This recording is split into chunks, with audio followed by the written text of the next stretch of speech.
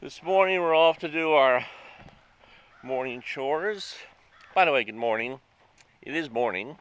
Mark, on the farm. In case you're new to my channel, thank you for spending some time here. And we are going to take care of our chickens this morning. That's the meat chickens. And then we gotta do some burning. Beautiful weather to burn, overcast, moist. I try to always burn when it's wet. You know, little safety considerations. Well, good morning, young lady. How are you this morning? Did you have a good milking this morning? She's looking at the camera. She's saying, "What is that? I've never seen that before." Cows by nature are extremely curious. She's very curious. A little skittish too. Now here comes Daisy May. As I say many times in the past, she is the queen. The big lumbering giant of the farm. Hi Daisy May, how are you?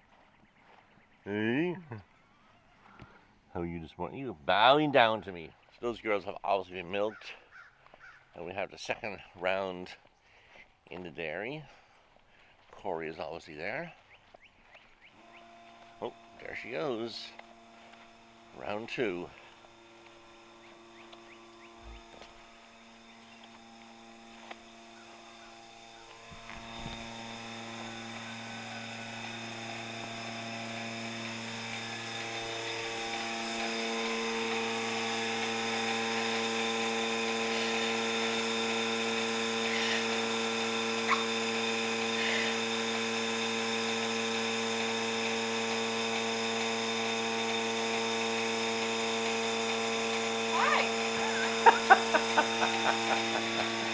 By the looks of these udders,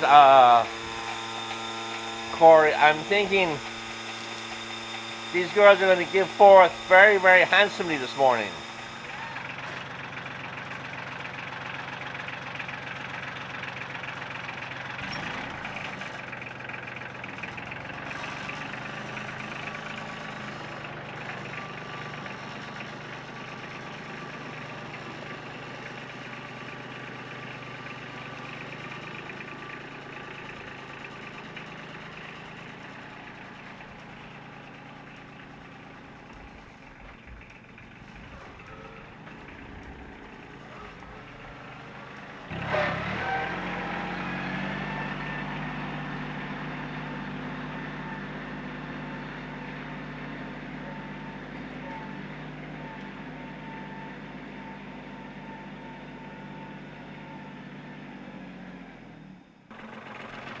So we got the feed for the meat chickens. Now we're headed off to get the feed for the egg layers. Typically, or a lot of times what I'll do is I'll fermentate the food, and then sometimes I change it around and dry it out. And I use, and sometimes, okay. So I'll use a dry food and I'll also fermentate. So I switch back and forth. Right now, we are in a dry food mode, and that's what we're feeding the girls. And I believe, yeah, no, that's scratch. So it's going to be a mixture of scratch and mash, I believe.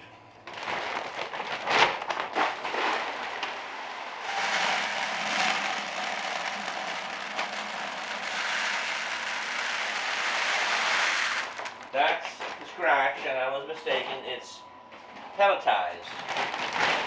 The mash, layer mash, and this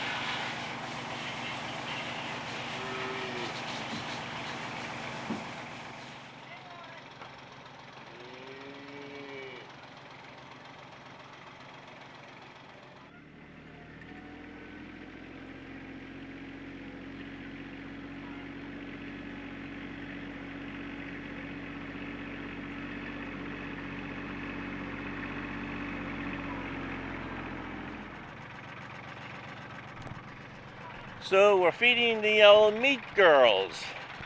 Nasty birds, as I call them. Anyway, but they are tasty. I keep saying that too.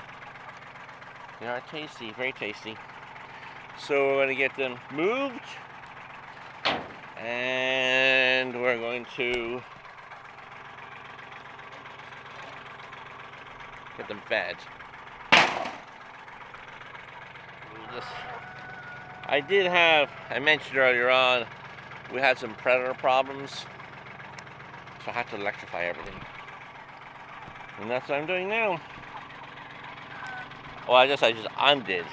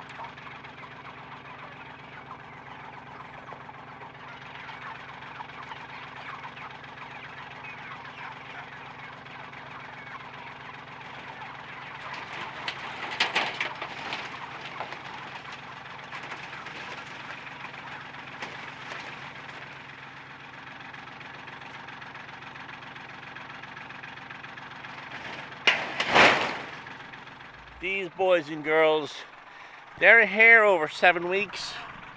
This coming week, after the 4th of July week, we are going to be doing the Trip to Heaven Day for the chickens. They've grown very successfully and very happy with the production. Very low loss ratio, so overall very good with this crop. They have another week from today, and they're it.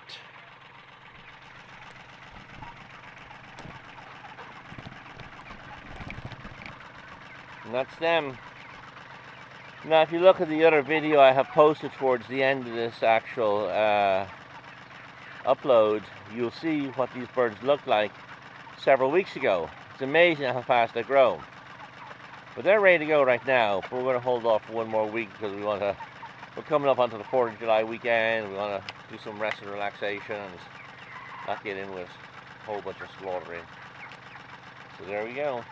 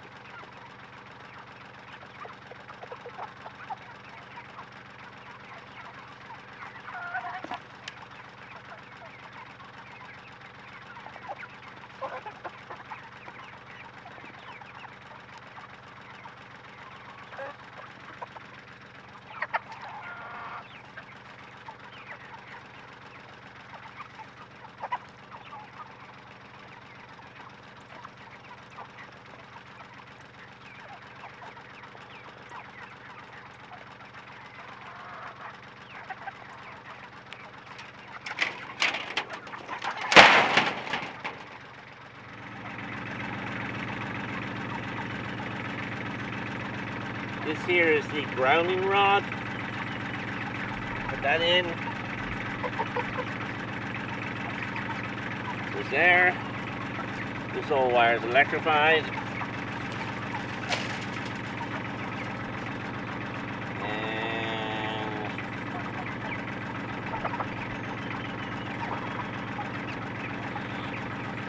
attaches to the wire. Turn it on. We're hot.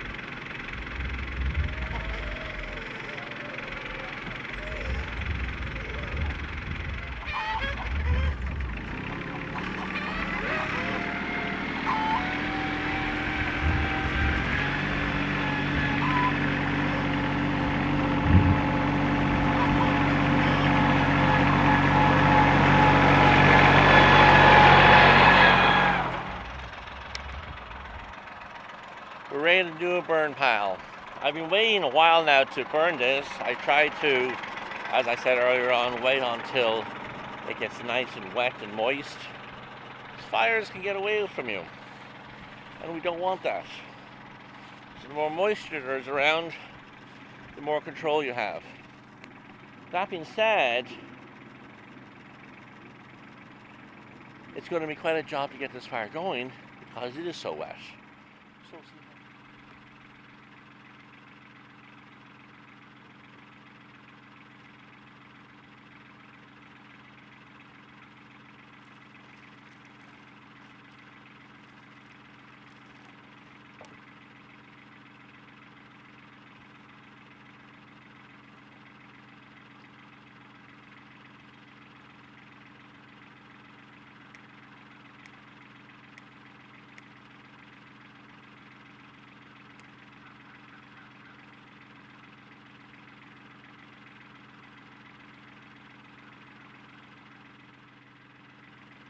So what we use diesel. That's why we're not going to get a big poof.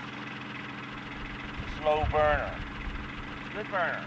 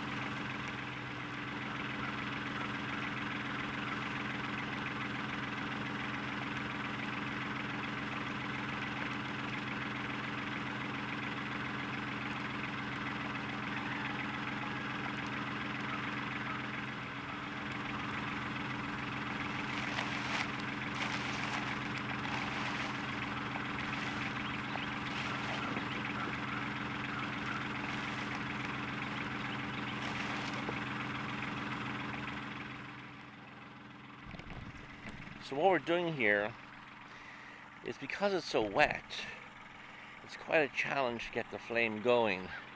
So I have a lot of old ground cover from my tree farm days, because I used to have a tree farm out here. And then this wood's been piled up probably over the past couple of years. It's very dry, but the exterior is wet. So we're building sort of like a teepee type thing to get the fire going, and it's working. We got a good flame now. The heat's going to build up. We do have some of that ground cover, which is plastic obviously, which I don't necessarily like to burn, but it's in here, so I got to get rid of it. And we get the flame going. Now we'll just continue to build and build and build, and as the fire gets hotter and hotter and hotter, I'll push it into the center, and we will be in business.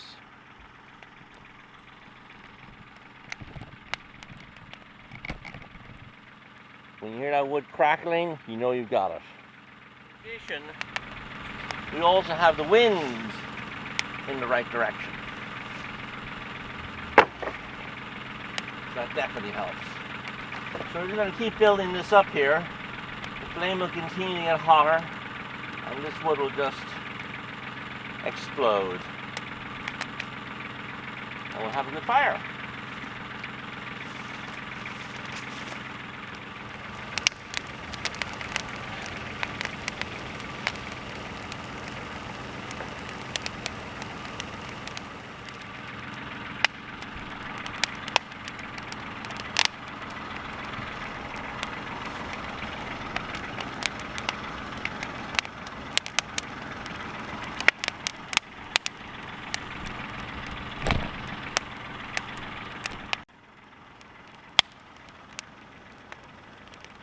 feel the heat.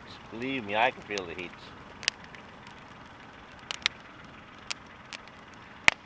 Nothing more relaxing than a crackling fire. So you can see now where it's really roaring. That's feeding off the carbon. Carbon being the wood. The three elements you need for fire. Do you know what they are? Give me the thumbs up if you know what they are. I'm going to tell you right now. The three elements. You need heat, you need fuel, and you need oxygen. You put those three together, this is what you get. Heat, fuel, and oxygen. And that fire is going. And it's going to keep moving down the field. As you can see, it's pushing the winds. The wind's behind me. You can see the way it's pushing the smoke. And I can leave this fire now and it'll burn happily. I'll come back in a few hours and I will turn it a bit, move it closer, what have you. And there's no fear of it running away on me. There's no fear of it, jumping. Why? Because if you look at my boot, it's wet. That grass is wet. That's why I like to burn my fallen trees, discarded lumber, pile it up, burn it in the rainy season here in Florida. So that's the fire. We'll come back to it. But I did want to say to you folks out there, change is in the air. It's swirling around like a big tempest off the coast. A good thing, but nonetheless change. We won't be telling you yet, but stand by.